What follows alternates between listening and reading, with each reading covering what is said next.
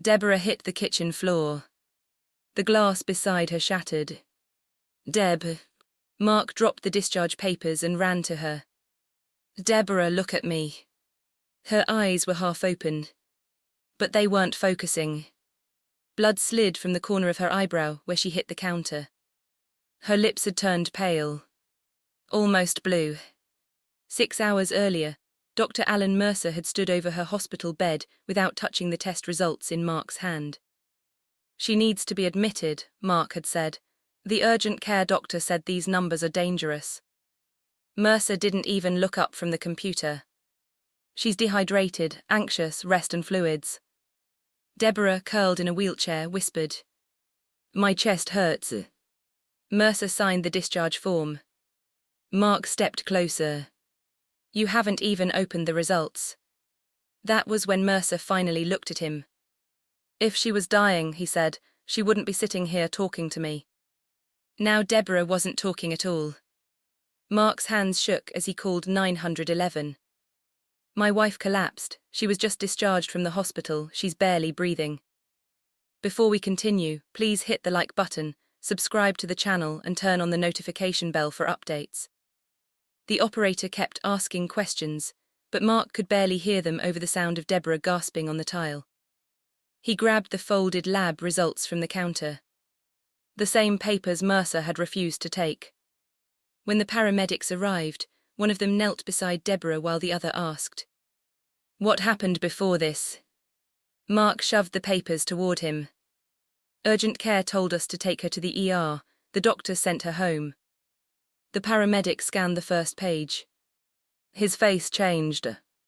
He flipped to the second page, then looked toward his partner. "Why was she sent home with numbers like these?" Mark froze. "What does that mean?" The paramedic didn't answer. He reached for the radio clipped to his shoulder as Deborah's body went limp under the oxygen mask. Then he shouted toward the doorway, "She's septic, move now." The ambulance doors slammed shut as the siren erupted above them. Mark sat pressed against the wall beside Deborah's stretcher, while a paramedic adjusted IV lines with fast, practiced movements. "Deborah, stay with me," the paramedic said. "Can you hear me?" Her eyelids fluttered weakly. Mark grabbed her hand. It felt freezing cold. "I'm sorry," Deborah whispered through the oxygen mask. "I think I scared everybody." Mark stared at her in disbelief. She was apologizing. "No," he said immediately, "don't say that." But she kept trying to speak between shallow breaths. "At the hospital, maybe I overreacted." The words hit him harder than the sirens. Just hours earlier, she had trusted Dr. Mercer when he brushed everything aside. She trusted the white coat more than her own body. Mark looked down at the folded lab papers still clenched in his fist. That morning, the urgent care physician had circled several numbers in red ink, so hard the pen tore the page slightly. White blood cell count. Lactic acid. Infection markers. The doctor had looked directly at Mark before saying, "You need to go to the emergency room right now." Then he lowered his voice. "And do not let them send her home." Mark should have fought harder. Instead, he let Mercer make them feel stupid for even being there. The ambulance swerved sharply into the emergency entrance of another hospital. Doors burst open immediately. Everything moved faster here. Doctors surrounded Deborah before the stretcher stopped rolling. "What's her pressure?" 80/40 and dropping. "She needs blood cultures now." A young resident grabbed the papers from Mark's hand and scanned them quickly. His eyes widened. "Who discharged her earlier tonight?" "Dr. Alan Mercer," Mark answered. The resident stopped walking for half a second. Then he looked toward another nurse nearby. They exchanged a glance Mark couldn't read before the resident hurried away without another word. As Deborah disappeared behind ICU doors, Mark noticed something else. Every time Mercer's name came up, staff reacted. Not surprise. Recognition. A nurse gently touched Mark's arm. "We're doing everything we can." Inside the room, Deborah suddenly stirred again. Her voice was barely audible. Did I do something wrong? Mark stepped closer to the bed. No, you hear me? No, you're safe now. Before she could answer, alarms exploded across the monitors. Doctors rushed in from every direction. Pressures crashing. Start vasopressors. Move. Mark was shoved backward as the doors swung shut in front of him. By sunrise, Deborah was in intensive care. Mark sat outside the ICU room, staring at the same folded lab results, while machines beeped behind the glass. He hadn't slept. Every few minutes, another doctor entered Deborah's room carrying medication or equipment. Then a man in a grey suit approached him. Mr. Ellison, he asked quietly, I'm from Hospital Risk Management. Mark immediately stood. How is she? We're monitoring her closely, the man said carefully. But right now, it's important that nobody jumps to conclusions about what happened at the other facility. Mark blinked at him. My wife almost died. We understand emotions are high. Mark unfolded the papers and shoved them toward him.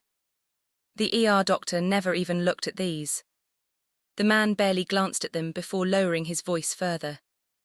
Misunderstandings during medical emergencies can become very complicated. Before Mark could answer, Deborah's ICU physician stepped out of the room and took the papers from his hand. The doctor read the first page. Then the second. His expression hardened instantly. These results should have triggered immediate admission. The hallway went silent. The risk management representative quickly stepped back. I'll let the care team continue their work. He disappeared down the corridor without another word. A nurse standing nearby waited until he was gone before speaking softly. You said Dr. Mercer discharged her. Mark nodded. The nurse hesitated. You're not the first family asking questions about him. Hours later, after Deborah stabilized temporarily, Mark drove back to the original hospital. The waiting room was crowded again. Patients lined the walls. Nurses moved between chairs calling names. Mark walked straight to the front desk. I want to speak to whoever approved my wife's discharge. The receptionist stiffened immediately. Sir, we can discuss concerns privately. No, Mark said loudly enough for nearby patients to hear. The doctor ignored test results saying my wife was septic. Heads turned. Staff members rushed toward him. Sir, lower your voice. Mark held up the folded papers. He never even opened them. A man sitting nearby suddenly spoke up. They sent my mother home twice last year. Another woman added. Same thing happened to my husband. The room shifted. People were listening now. Security guards appeared near the entrance as administrators hurried from behind locked doors. Sir, one guard warned, you need to come with us. As staff tried getting Mark away, a nurse from Deborah's visit brushed past him quickly and slipped a folded photocopy into his jacket pocket. Read it later, she whispered. Outside the hospital doors, security finally released him onto the sidewalk. Mark unfolded the papers immediately. At the top of Deborah's intake notes, one phrase stood out. Possible septic presentation. Below it, another entry had been added later, downgrading her condition before discharge. Mark's stomach dropped. Someone had changed the chart. Just before the sliding doors closed behind the guards, the nurse inside looked directly at him and mouthed 4 words. Check the timestamps. Mark looked down again. Several entries in Deborah's chart had been added after she had already left the hospital. Mark spread the photocopied chart pages across the ICU waiting room table beside his phone. The timestamps didn't make sense. One note claimed Deborah had received a reassessment at 8:42 p.m. At 8:42, Mark had a photo on his phone of Deborah sitting in their car outside a pharmacy after discharge. Another chart entry stated she had improved significantly before leaving. But she had nearly collapsed walking to the parking lot. Mark stared at the pages while the ICU doors opened behind him. A doctor approached slowly. We've stabilized the infection for now, she said, but her kidneys are under serious stress. Mark stood immediately. Is she going to recover? The doctor hesitated too long before answering. We don't know yet. Hours passed in a blur of machines, paperwork and phone calls. Deborah remained unconscious, while antibiotics and fluids pumped through lines in both arms. Then one of the ICU nurses pulled Mark aside near the vending machines. You need a lawyer, she said quietly.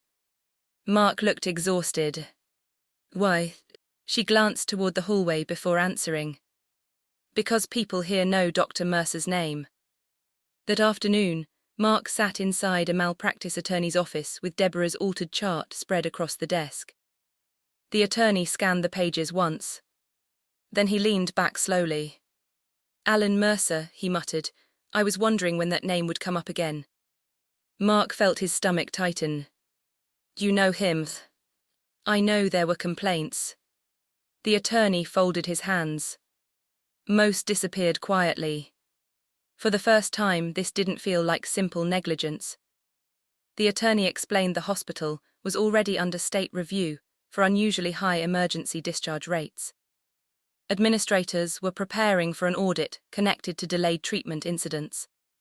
Suddenly, the rushed discharge made horrifying sense. Over the next 2 days, things escalated fast. The attorney filed requests for surveillance footage from the ER. Anonymous nurses began contacting his office. One admitted Mercer constantly pressured staff to clear beds before audit reviews. He kept saying we couldn't afford another sepsis case, the nurse wrote. Late that night, Mark finally checked a voicemail left from an unknown number. It was the nurse who had slipped him the chart copy. Her voice shook. He saw the labs, she whispered. I heard him tell another doctor not to overreact because... The message cut off abruptly. Mark replayed it twice. Then his email notification appeared. The original hospital had amended Deborah's records again. The attorney looked at the updated file and swore under his breath. They're trying to protect themselves before this becomes public. Mark returned to Deborah's ICU room in silence. Machines beeped steadily around her bed. For the first time in days, her eyes opened fully. Weakly, she looked at him. Why are they lying? Before Mark could answer, his phone started ringing. Unknown number. He answered. This is Investigator Helen Crow with the State Medical Review Board, the voice said. Mr. Ellison, we need to meet immediately. The meeting with the state investigator lasted nearly 4 hours. Helen Crow spread documents across a conference table, while Mark and the attorney sat opposite her. Deborah's altered charts. Timestamp discrepancies. Nurse statements. Photos from Mark's phone. And finally, surveillance footage from the ER hallway. Crow paused the video on a frame showing Mark holding the folded lab papers toward Dr. Mercer. Mercer never took them. Never unfolded them. Never even looked down. Instead, he signed Deborah's discharge papers while continuing a conversation with another staff member. Crow leaned back slowly. This confirms he knowingly discharged a patient without reviewing outside critical labs. The attorney slid another document forward. And this isn't isolated. Crow nodded grimly. Over the next hour, the full truth finally surfaced. Months earlier, Mercer had already been internally warned after multiple delayed sepsis complaints. The hospital was under growing scrutiny from state reviewers because emergency patients were being discharged unusually fast. Another severe sepsis death connected to the ER could trigger federal intervention and jeopardize hospital funding reviews. So Mercer became obsessed with keeping metrics low. Unless a patient looked moments from death, he pushed cases out quickly. Young patients without insurance were the easiest to dismiss. Deborah fit perfectly into that category. Mark sat frozen while hearing it explained aloud. Not an accident. Not exhaustion. Not oversight. A decision. Back at the ICU later that night, Deborah was finally awake long enough for doctors to explain what had happened to her body. You were hours from septic shock becoming irreversible, one physician said carefully. If paramedics had arrived much later, you likely would not have survived. Mark lowered his head into his hands. Across the bed, Deborah looked stunned more than emotional. The doctor never read the tests, she asked quietly. Nobody answered immediately. That silence told her enough. She stared toward the window for several seconds before whispering. He decided before he even looked at me. Within days, the investigation exploded publicly. State officials seized records from the original hospital. News stations began covering Deborah's case after leaked footage reached reporters. Former patients started coming forward describing rushed discharges and ignored symptoms. The nurse who gave Mark the chart copy agreed to testify publicly despite pressure from administrators. Dr. Mercer released a statement denying wrongdoing. Then the surveillance footage aired.